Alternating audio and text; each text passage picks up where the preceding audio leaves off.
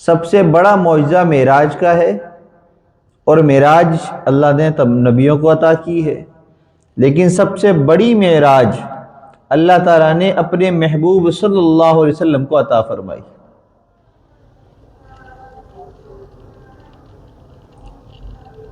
اللہ تعالیٰ نے اپنے محبوب صلی اللہ علیہ وسلم کو معراج جو عطا کی ہے اس کا تذکرہ قرآن پاک میں بھی کیا ہے، اور اس معراج کے تذکرہ دو جگہ پر خاص طور پر ملتا ہے۔ سفر کی ابتدا کہاں سے ہوئی، آسمانوں کی طرف سفر کہاں سے شروع ہوا، اس بات کا ذکر 15ویں سپارے سورۃ بنی اسرائیل کی پہلی آیت میں اللہ نے کیا ہے۔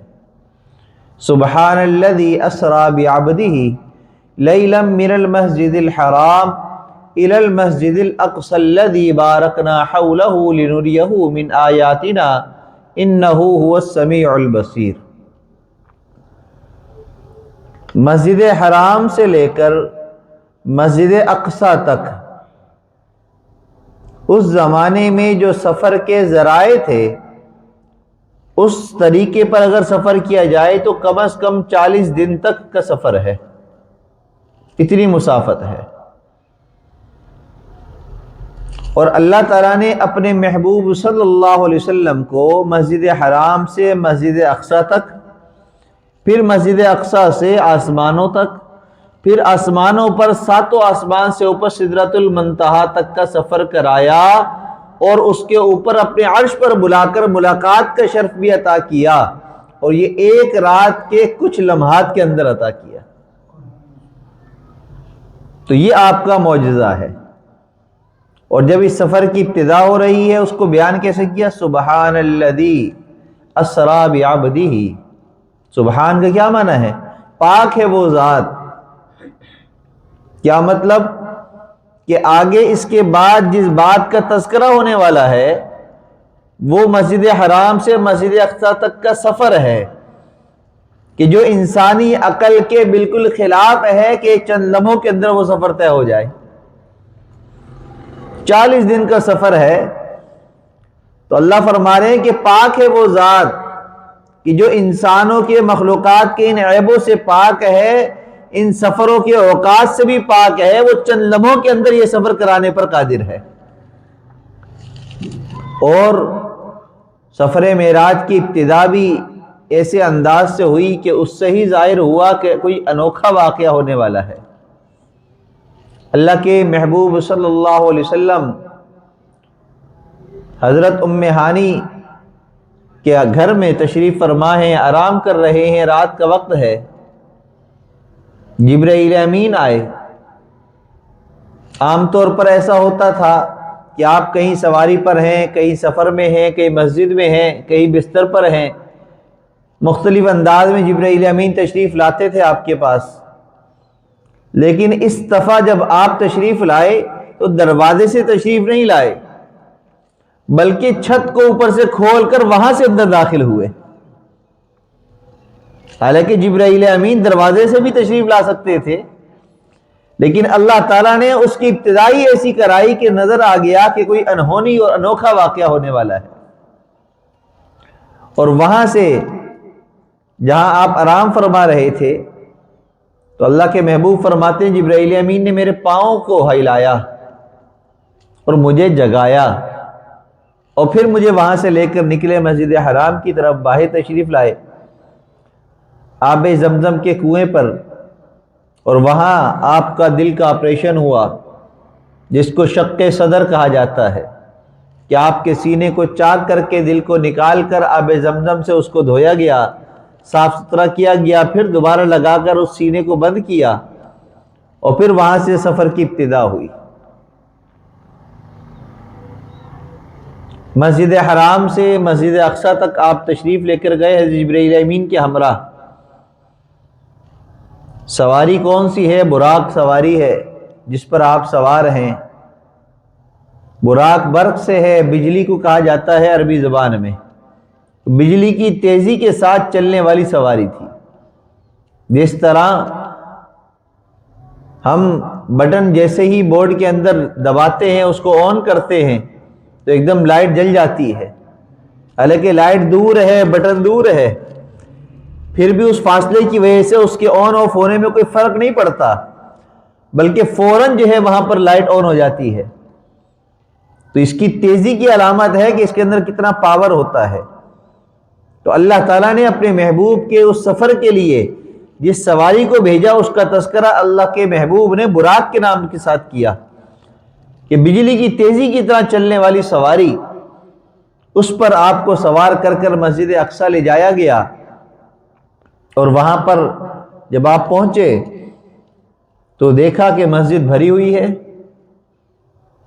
جمع غفیر ہے، تمام انبیاء علیہم السلام وہاں مسجد اقصیٰ میں پہلے سے تشریف فرما ہیں، صفیں بنی ہوئی ہیں، جبرائیل امین اللہ کے محبوب کو لے کر مسجد میں گئے، اب دائیں بائیں سارے نبی ہیں، تو جبرائیل امین نے فرمایا کہ یا رسول اللہ آپ نے امامت کرنی ہے، تو آپ نے وہاں تمام انبیاء علیہ السلام کی نماز میں امامت فرمائی، تمام انبیاء نے آپ کی اقتداء میں نماز پڑھی، پیغام دے دیا کہ تمام نبیوں کے سردار اللہ کے محبوب ہیں، اسی لیے آپ کو سید الانبیاء کہا جاتا ہے کہ آپ تمام نبیوں کے سردار ہیں۔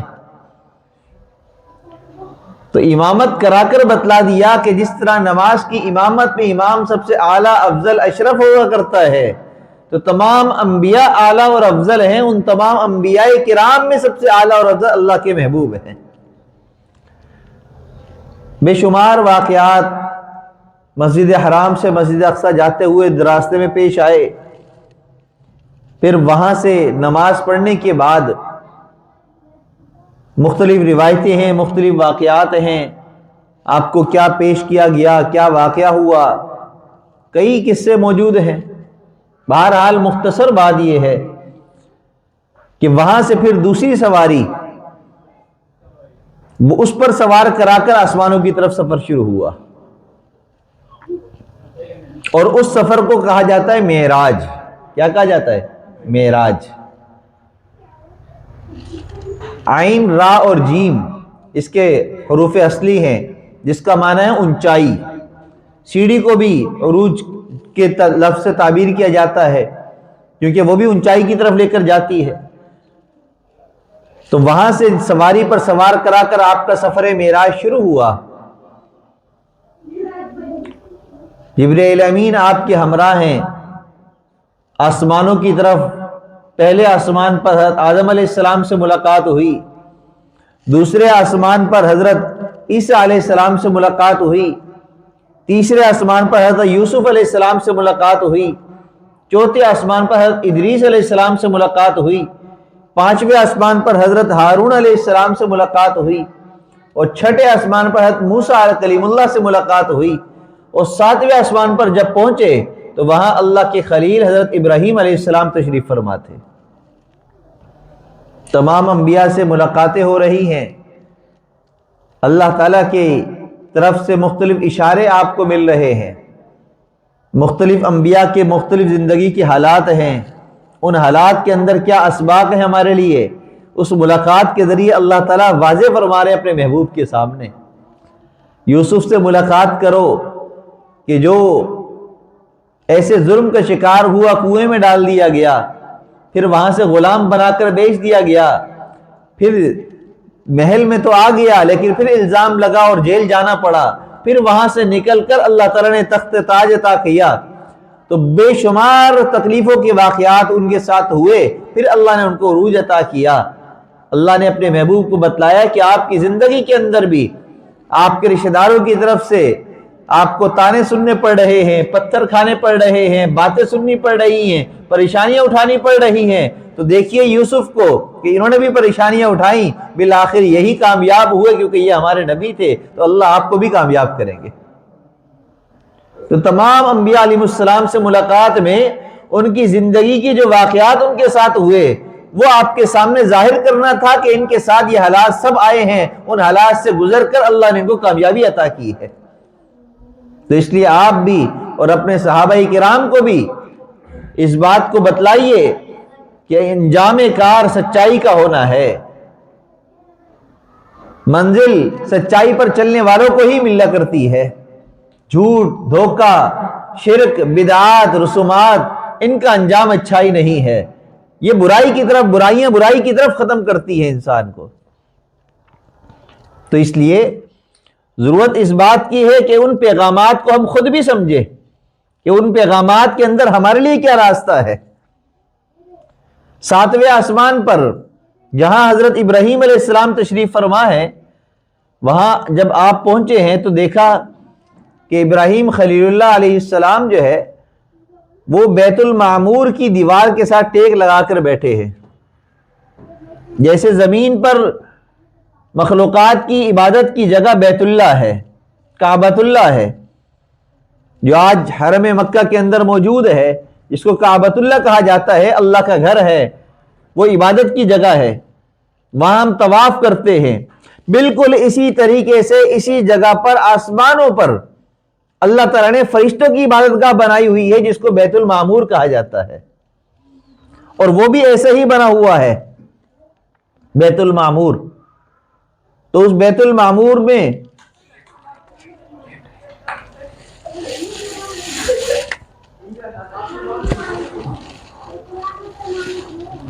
تار والا مائک اٹھا کے لیا آفس میں سے، وہ لگا دیں۔ تو بیت المعمور میں آپ تشریف فرما ہے، اور اس کے بارے میں احادیث مبارکہ میں آتا ہے کہ بیت المعمور میں جہاں فرشتے طواف کر رہے ہیں تو وہاں ایک وقت میں 70,000 فرشتے طواف کرتے ہیں۔ کتنے؟ 70,000۔ اور اس سے بھی بڑی بات یہ ہے کہ 70,000 فرشتے طواف کر کر جب وہاں سے ہٹتے ہیں تو پھر دوسرے 70,000 آ جاتے ہیں، اور آج تک یہ سلسلہ چل رہا ہے، اور جنہوں نے پہلی مرتبہ طواف کیا تھا ان کا دوبارہ ابھی تک نمبر نہیں آیا۔ اتنے فرشتے ہیں اللہ تعالیٰ کے۔ تو مجھے بتلائیے، جس خالق اور مالک کی کائنات کے فرشتے اتنے زیادہ ہیں عبادت کے لیے، تو اس اللہ کو، اس خالق کو، اس مالک کو کیا ہماری عبادت کی ضرورت ہے؟ نہیں۔ ہم تو اپنی غرض کے لیے عبادت کرتے ہیں، ہم تو اپنی نجات کے لیے عبادت کرتے ہیں، ہمارا تو اپنی ضرورت ہے، ہمارے اوپر تو فرض ہے یہ چیز۔ تو اس لیے یہ نماز پڑھتے ہوئے یہ سوچنا کہ پتہ نہیں میں نے کوئی بہت بڑا کام کر لیا، نہیں، میں نے اپنے مفاد کا کام کیا ہے، اپنی ضرورت کا کام کیا ہے، میں نے اپنے فرض کو ادا کیا ہے، یہ ہمیں سوچ رکھنی چاہیے کہ یہ تو ہماری ذمہ داری ہے۔ تو ابراہیم خلیل اللہ علیہ السلام سے اللہ تعالیٰ نے اپنے محبوب کی ملاقات کرائی، پھر وہاں سے آگے سفر شروع ہوا۔ جب جیسے ہی 7ویں آسمان سے اوپر گئے تو 7ویں آسمان سے آگے سدرۃ المنتہا ہے، سدرۃ المنتہا ہے۔ تو سدرۃ المنتہا جو جگہ ہے، یہ وہ جگہ ہے جہاں سے اللہ کے علاوہ اوپر کوئی فرشتہ بھی آج تک نہیں گیا، وہاں اللہ کی ذات کا علم ہے، اللہ ہی ہے۔ سدرۃ المنتہا آخری وہ جگہ ہے۔ جب وہاں پہنچتے ہیں تو جبرائیل امین اپنے اللہ کے محبوب کو کہنے لگے کہ یا رسول اللہ، اس جگہ سے آگے آج تک کوئی نہیں گیا، میں بھی نہیں گیا، اور اگر میں آگے بڑھا تو میرے پر جل جائیں گے، اس لیے کہ یہاں اللہ کا جلال ہے، اس کی تجلیات کا ورود ہے، یہاں سے آگے آپ کا اپنا سفر ہے، آپ کو ہی آگے جانا ہے، مجھے بھی اجازت نہیں۔ اللہ کے محبوب سدرۃ المنتہا سے آگے اکیلے تنہا سفر آپ کا شروع ہوا عرش عظیم تک۔ اللہ کے عرش پر پہنچے، ملاقات ہوئی۔ وہاں ملاقات کے وقت کیا منظر تھا، اور وہاں ملاقات کے وقت کیا نظارہ تھا، اس کو اللہ تعالیٰ نے 27ویں سپارہ سورۃ النجم کی ابتدا میں بیان فرمایا، اور یوں فرمایا وَالنَّجْمِ إِذَا هَوَى مَا ضَلَّ صَاحِبُكُمْ وَمَا غَوَى وَمَا يَنْطِقُ عَنِ الْهَوَى إِنْ هُوَ إِلَّا وَحْيٌ يُوحَى۔ انہی آیات میں آگے اللہ تعالیٰ فرما رہے ہیں وَكَانَ قَابَ قَوْسَيْنِ أَوْ أَدْنَىٰ، وَكَانَ قَابَ قَوْسَيْنِ أَوْ أَدْنَىٰ۔ کیا مطلب؟ کہ ملاقات کے وقت اللہ تعالیٰ نے اپنے محبوب صلی اللہ علیہ وسلم کو اپنے اتنا قریب کیا جس طرح تیر اور کمان آپس میں قریب ہوتے ہیں۔ تیر اور کمان دیکھا ہے نا، تیر کو اس کمان کے اوپر رکھا جاتا ہے، اس کو یوں ملایا جاتا ہے تب جا کر نشانہ سیدھا ہوتا ہے. تو اللہ فرمانا فَكَانَ قَابَ قَوْسَيْنِ أَوْ أَدْنَىٰ فَأَوْحَىٰ إِلَىٰ عَبْدِهِ مَا أَوْحَىٰ. ہم نے اپنے محبوب کو تیر کمان کی طرح اپنے سے ملا لیا اور پھر اس کے بعد ہم نے اپنے بندے کی طرف وحی کی جو ہم نے چاہا. جو اللہ نے بات کرنا چاہی وہ آپ نے بات کی. امت کو جو سنایا وہ چند الفاظ تھے، اور وہ کیا تھے؟ جب ہم نماز پڑھتے ہیں تو آخری میں جب ہم تشہد میں بیٹھتے ہیں تو ہم پڑھتے ہیں التحیات للہ والصلوات والطیبات، السلام علیک ایھا النبی ورحمۃ اللہ وبرکاتہ، السلام علینا وعلی عباد اللہ الصالحین، اشہد ان لا الہ الا اللہ واشہد ان محمدا عبدہ ورسولہ. یہ جو تشہد کے الفاظ ہیں یہ ساری وہ گفتگو ہے جو اللہ اور اللہ کے محبوب کے درمیان میں ہوئی ہے، اور اس پر گواہی کے جو کلمات ہیں وہ جبرائیل امین نے کہے ہیں. تو ان تمام کلمات کو اللہ کے محبوب صلی اللہ علیہ وسلم کو حکم ملا کہ جب نماز کے آخر میں آپ تشہد میں بیٹھ جائیں تو سلام سے پہلے انہی کلمات کو کہیں. ان کلمات کو کہے بغیر نماز نہیں ہوتی. سلام پیش کیا. سب سے پہلے ملاقات کے وقت سنت کیا عمل ہوا؟ ہدیہ پیش کرنا.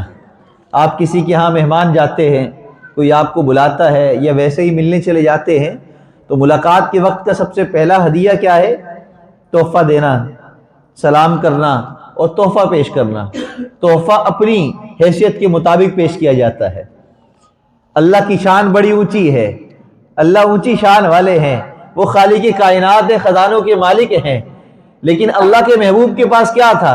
اللہ کے محبوب کے پاس تھا التحیات للہ، اللہ آپ کے لیے. اس سے بڑھ کر کوئی تحفہ نہیں ہے میرے پاس. تو اس لیے علماء کرام فرماتے ہیں کہ اپنی حیثیت کے مطابق تحفہ پیش کرنا چاہیے.